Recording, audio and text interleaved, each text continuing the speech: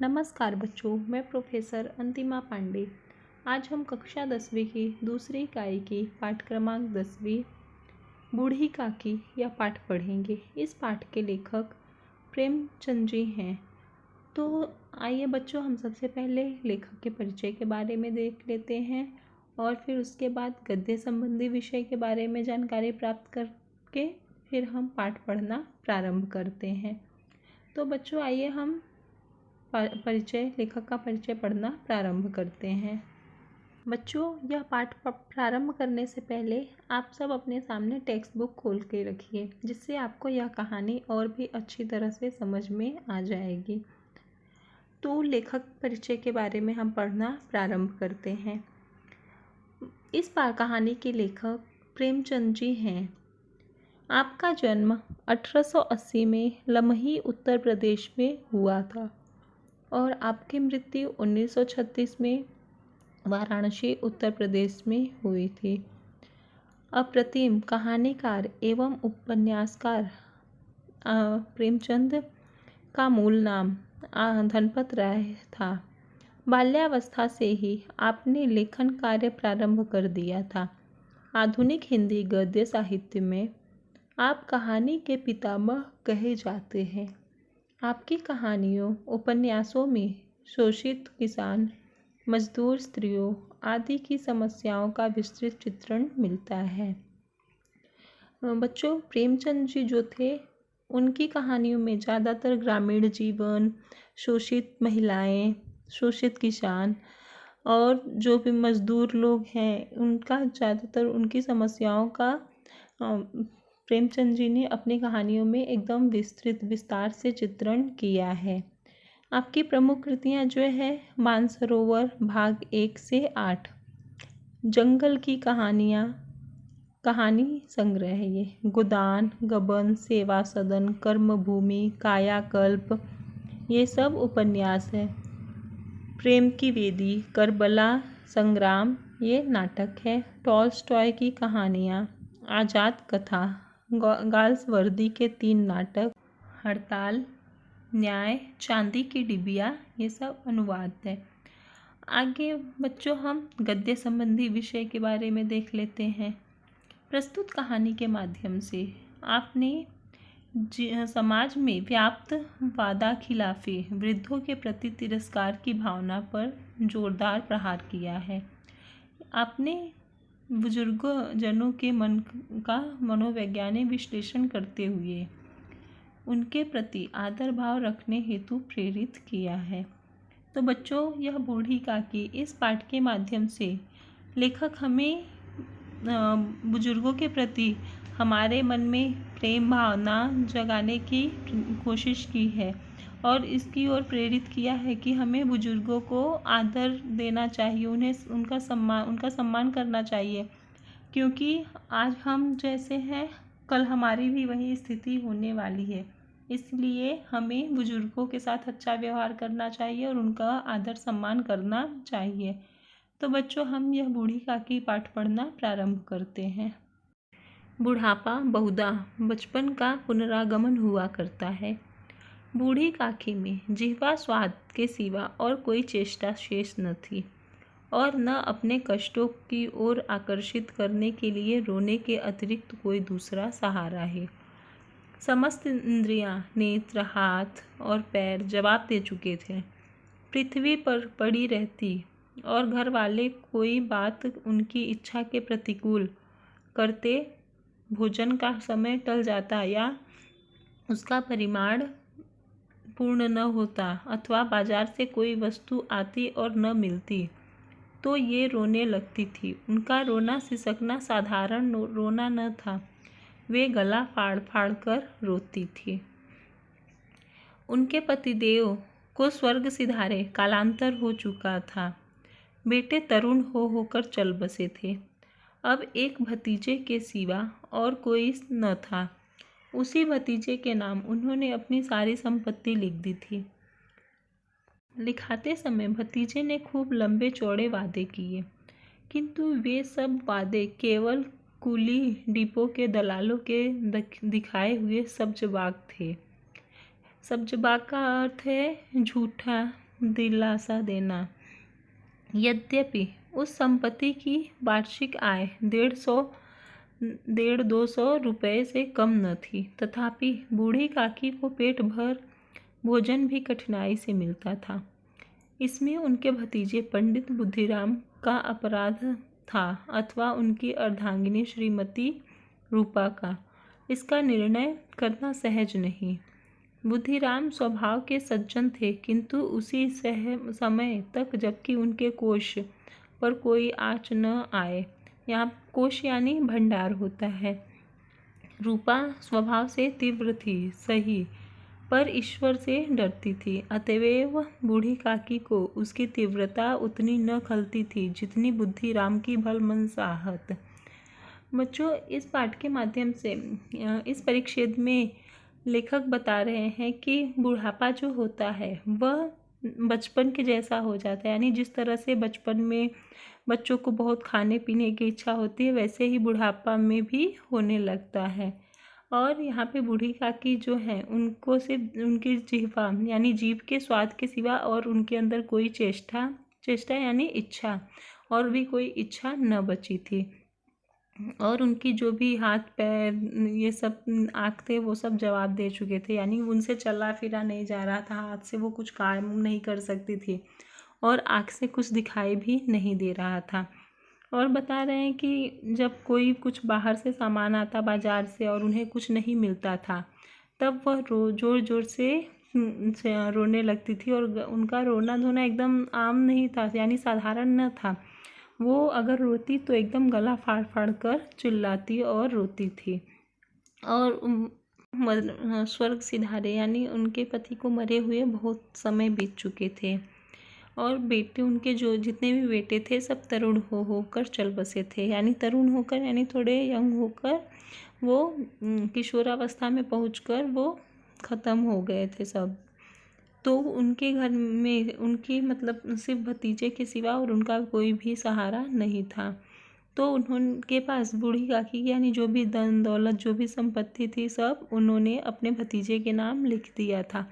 और उस समय जब भतीजे उनकी संपत्ति लिखवा रहे थे, अपने नाम करवा रहे थे, तो उस समय तो उन्होंने सब बहुत बड़े बड़े वादे किए कि हाँ मैं तुम्हारी देख रेख करूँगा ये सब। लेकिन जब संपत्ति उनके नाम हो गई तो सब वो वादे सब जो बाग निकले, यानी झूठे हो गए, सब झूठी दिलासा उन्होंने दिया था कि हम तुम्हारी देख रेख करेंगे।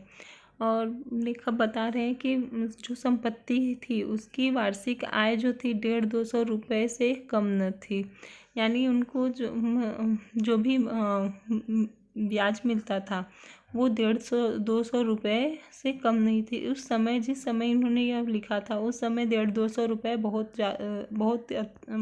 ज़्यादा ही माने जाते थे और उस समय बूढ़ी काकी को पेट भरने के लिए उतना पैसा काफ़ी था। लेकिन उनके जो भतीजे थे वो भी उन्हें कभी पेट भर के अच्छे से खाना नहीं देते थे। और उनकी जो बीवी थी, उनकी पत्नी जो थी बुद्धिराम की, उनकी पत्नी रूपा वो भी ऐसी थी, लेकिन वो ईश्वर से डरती थी। उसको ऐसा लगता था कि ईश्वर हमें सब देख रहा है, हमारा सब देख रहा है, अगर हम किसी के साथ गलत करेंगे तो ईश्वर भी हमारे साथ गलत करेगा। तो लेकिन फिर भी वह कठोर थी। और बुद्धिराम जो थे वो तो स्वभाव के सज्जन थे, लेकिन तब तक ही जब तक उनके कोष पर यानी उनके भंडार घर पर कोई आँच नहीं आता था। अगर उनका पैसा ख़त्म होने लगता तो एकदम बहुत ही गुस्सा होते थे।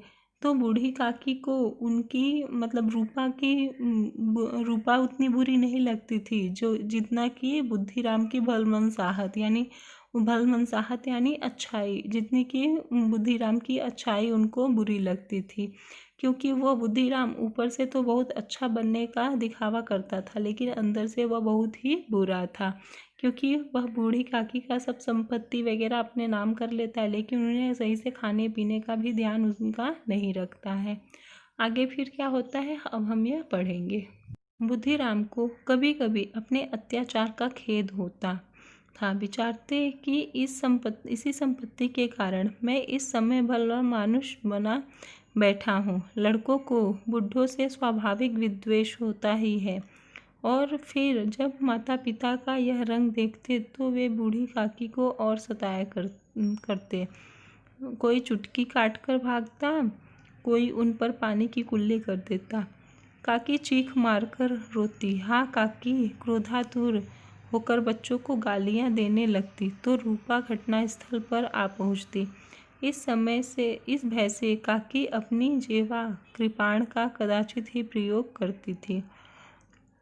कृपाण यानी लोभी, लालची, और फिर विद्वेष यानी शत्रुता, जलन, वैर। जब बुद्धिराम को कभी कभी मतलब उनके जो भी बूढ़ी काकी पर वो अत्याचार करते थे उन पर कभी खेद होता था, यानी कभी पछतावा होता था, और वो सोचते थे कि जो भी आज मैं अच्छा इंसान बना हुआ हूँ वह सब तो बूढ़ी काकी की संपत्ति का ही नतीजा है, जो कि मैं इस तरह से अच्छा आदमी बनकर घूम रहा हूँ। और फिर लेखक बता रहे हैं कि लड़के जो होते हैं यानी बच्चे जो होते हैं उनसे वैसे भी बूढ़े लोगों से उनको चिढ़ होती है, लेकिन जब इस तरह से वो अपने माता पिता के व्यवहार को देखते हैं तो वो और भी बूढ़े लोगों से नफरत करने लगते हैं और भी जलन रखने लगते हैं। तो जो भी बुद्धिराम का जो बेटे थे उनको वो हमेशा बूढ़ी काकी को और भी सताया करते थे।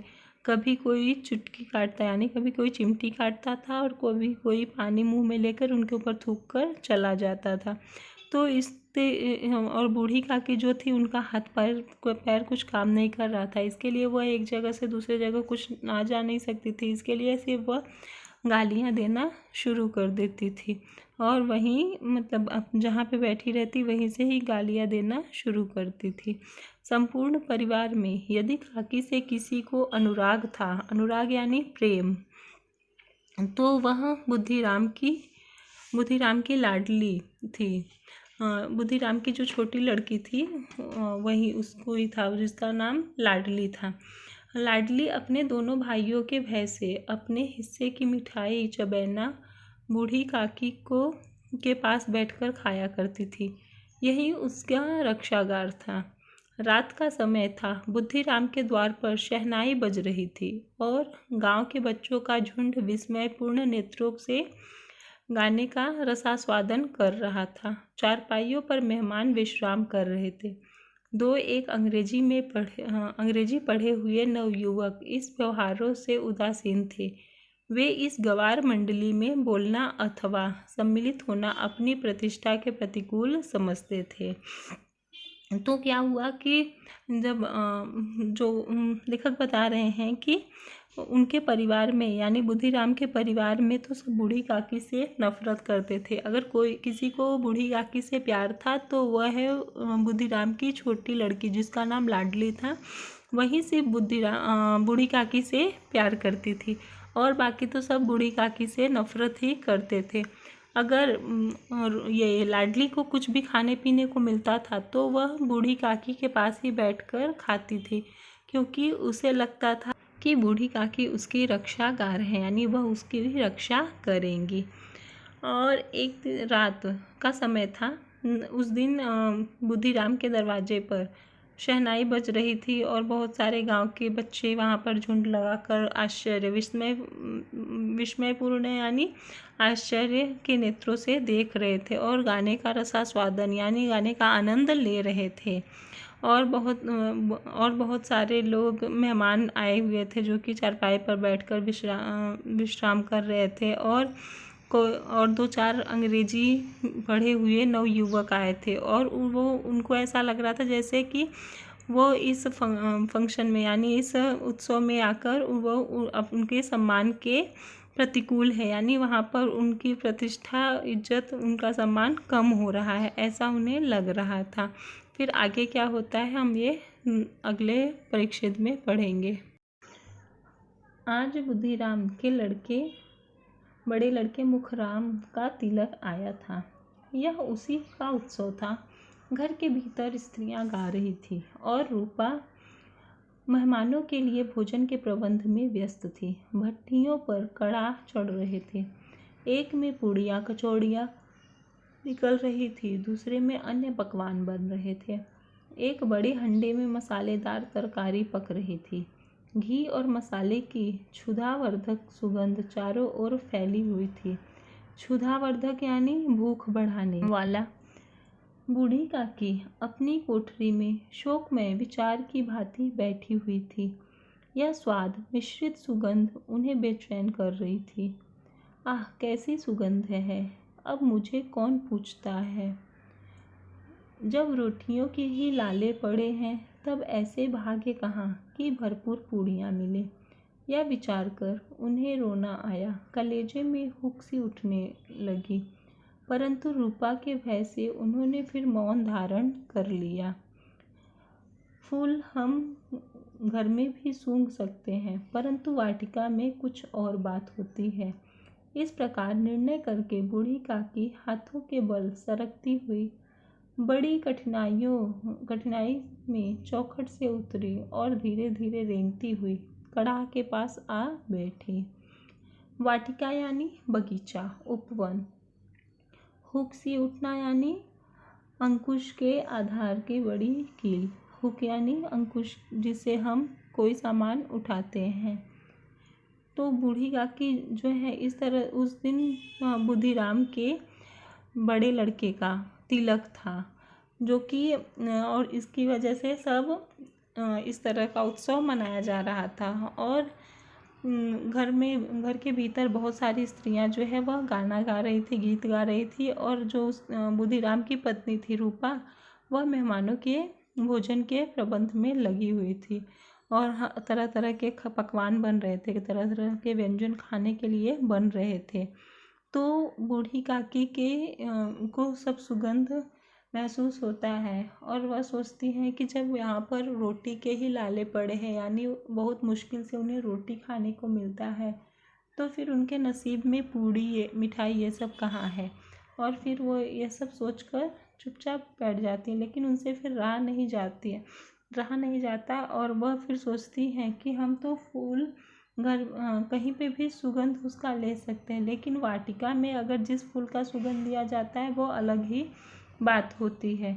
और ऐसा सोचकर वह अपने हाथों के बल से सरकती हुई चौखट से धीरे धीरे उतरकर रेंगती हुई जहाँ पर खाना बनता रहता है कड़ाह के पास वो पहुँच जाती है और वहाँ पर आकर बैठ जाती हैं। रूपा उस समय कार्यभार से उद्विग्न हो रही थी। उद्विग्न यानी परेशान, चिंतित।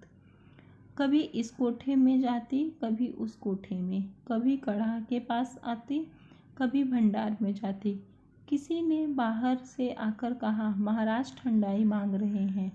ठंडाई देने लगी। आदमी ने आकर पूछा, अभी भोजन तैयार होने में कितना विलंब है?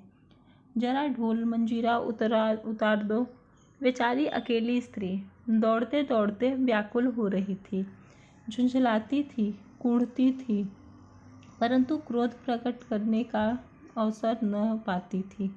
भय होता कहीं पड़ोसी ने यह न कहने लगे कि इतने में ही उबल पड़ी।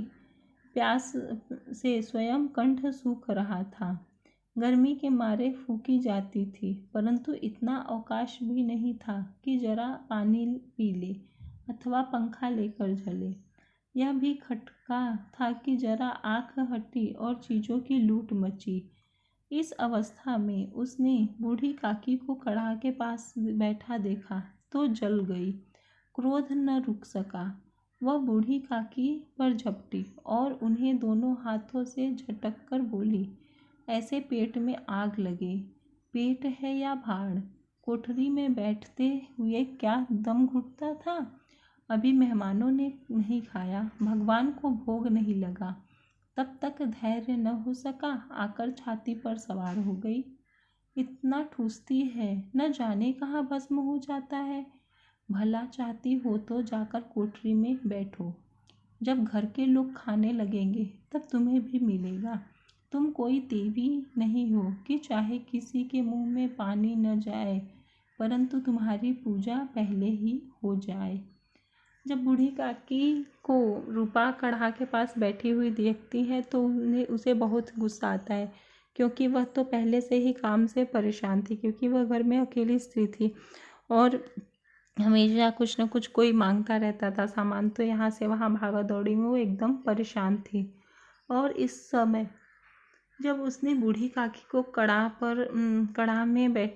के पास बैठे हुए देखा, तो वह एकदम से और भी जल गई। उसे और भी क्रोध आ गया और वह अपने गुस्से को काबू में नहीं कर सकी, और सारा जो गुस्सा था काम का वह सब बूढ़ी काकी के ऊपर उसने उतार दिया। और कहने लगी कि तुम्हारे पेट में पेट है कि मतलब भाड़ है, जो कि इतना सब कुछ चाहता है लेकिन तुम्हारा पेट भरने का नाम ही नहीं लेता है। और ये सब बोलने जो भी मतलब गुस्से में आया, जो भी जी में आया, सब कुछ बूढ़ी काकी को रूपा बोल देती है। फिर और कहती है कि तुम कोई देवी नहीं हो जो कि कोई खाए पिए नहीं, तुम्हें सबसे पहले ही भूख लग जाए। और जाकर कहती है, वो रूपा कहती है कि जाकर कोठरी में बैठ जाओ, जब घर वाले खाने लगेंगे तब तुम्हें भी खाने को मिलेगा। तुम कोई देवी नहीं हो जो कि तुम्हारी पहले ही पूजा हो जाए। इस तरह से रूपा बहुत सारे अपशब्द निकालती है और बूढ़ी काकी सब चुपचाप सुनती रहती हैं। आगे के परिच्छेद में क्या होता है, अब हम ये आगे पढ़ेंगे। बूढ़ी काकी अपनी कोठरी में जाकर पश्चाताप कर रही थी कि मैं कहाँ से कहाँ पहुँच गई। उन्हें रूपा पर क्रोध नहीं था, अपनी जल्दबाजी पर दुख था। सच ही तो है, जब तक मेहमान लोग भोजन न कर चुकेंगे, घर वाले कैसे खाएंगे। मुझसे इतनी देर भी न रहा गया, सबके सामने पानी उतर गया। अब जब तक कोई बुलाने न आएगा नहीं जाऊंगी। जब बूढ़ी काकी को रूपा ने इतना भला बुरा कहा, तो फिर बूढ़ी काकी आती है कोठरी में अपने बैठकर पश्चाताप करने लगती हैं। पश्चाताप यानी पछतावा होना। फिर वो पछताने लगती है, सोचने लगती है कि हाँ सही तो कह रही थी, और उन्हें रूपा पर कोई क्रोध भी नहीं आता है। और वह सोचने लगती थी कि रूपा सही थी तो कह रही, जब तक मेहमान नहीं खा लेंगे तब तक घर वाले थोड़ी ना खाएंगे। और अपने को ही वो कोसने लगती है, यानी अपने को ही वह भला बुरा कहने लगती है कि इतनी देर तक भी उससे नहीं रहा गया, जो कि वो खाने के लिए पहुंच गई। मन ही मन इसी प्रकार का विचार कर वह बुलाने की प्रतीक्षा करने लगी। फिर उन्हें लगता है, बूढ़ी काकी अपने मन में सोचती है कि तब तक वो नहीं जाएंगी जब तक कोई उन्हें बुलाने नहीं आएगा। और वह मन ही मन किसी के विचार करने लगी कि कोई आएगा और उन्हें बुलाकर लेकर जाएगा। उसकी इस बात की वो प्रतीक्षा करने लगती हैं। उन्हें एक एक पल एक एक युग के समान मालूम होता था। धीरे धीरे एक गीत गुनगुनाने लगी। उन्हें मालूम हुआ कि मुझे गाते देर हो गई है। क्या इतनी देर तक लोग भोजन कर ही रहे होंगे? किसी की आवाज़ नहीं सुनाई देती। अवश्य ही लोग खा पी कर चले गए। मुझे कोई बुलाने नहीं आया। रूपा चिढ़ गई है, क्या जाने न बुलाए। सोचती हो कि आप ही आएगी, वह कोई मेहमान तो नहीं जो उन्हें बुलाऊं। बूढ़ी काकी चलने के लिए तैयार हुई, यह विश्वास कि एक मिनट में पूड़ियाँ और मसालेदार तरकारियाँ सामने आएंगी। उनकी स्वादेंद्रियों को गुदगुदाने लगा। उन्होंने मन में तरह तरह के मंसूबे बांधे।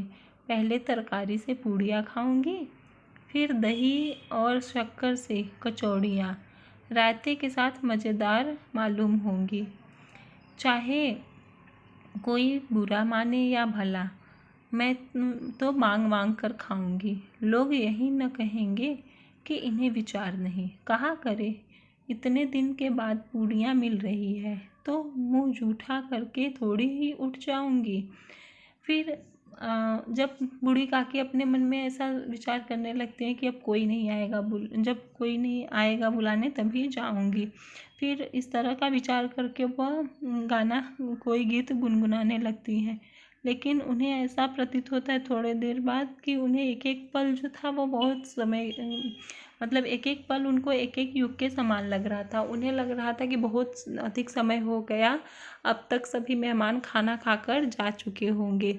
और फिर रूपा वैसे ही चिढ़ चुकी है, तो इसके लिए शायद से वह किसी को बुलाने के लिए किसी को ना भेजे।